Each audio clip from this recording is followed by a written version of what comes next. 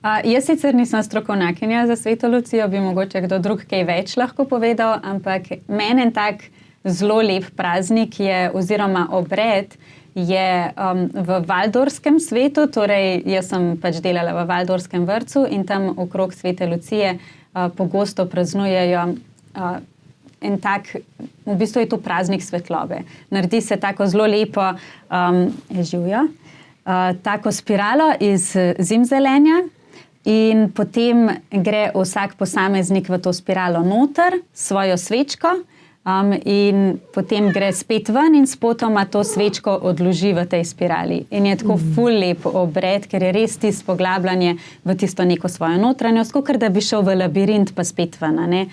To je ta simbolna v bistvu pot navznoter in navzven, pa svojo lučko sabo neseš in jo odložiš v tej neki skupnosti, ki se jo skupaj z drugimi, ki so vpleteni v ta obred, ustvariš. Tako da to drugače meni taka skoraj malo strašljiva, en tak strašljiv način praznovanja Svete Lucije je pa tam iz Skandinavije, kjer pa ženske nosijo tak venec na glavi in na vencu so gor namontirane sveče.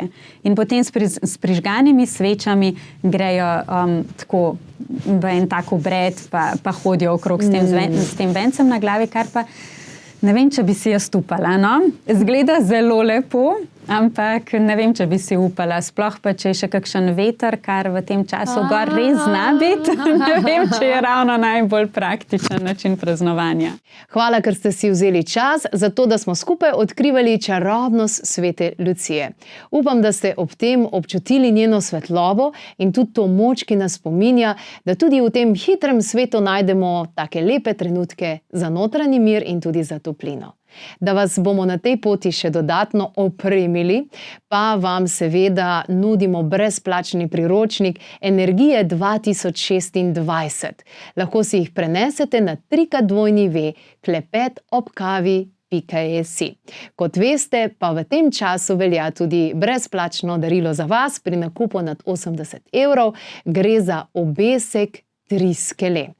Obesek izjemno močne in globoke simbolike, ki je v tem času še toliko pomembna, ko začenjamo nov 9-letni cikel z letom 2026.